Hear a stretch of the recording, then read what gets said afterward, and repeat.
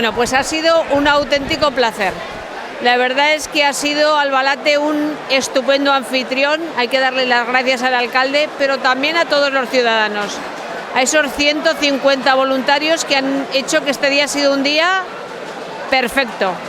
La verdad es que ver a 1.800 personas procedentes de diferentes casas de Aragón ser felices, la verdad es que da mucho gusto.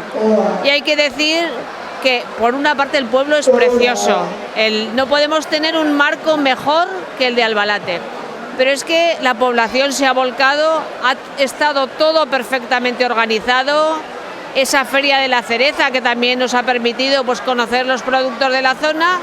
Yo creo que podemos decir que ha salido todo de una manera excepcional y terminar con esa actuación de el grupo de bombos pues no podía ser mejor momento. Hay que decir que han actuado cuando el acto estaba terminando.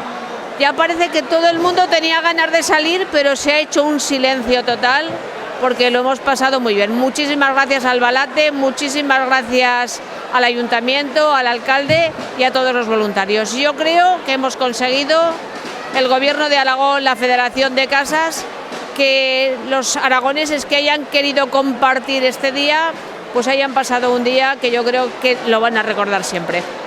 Extraordinariamente buena, porque ayer teníamos un nerviosismo a flor de piel por la meteorología que nos preocupaba muchísimo.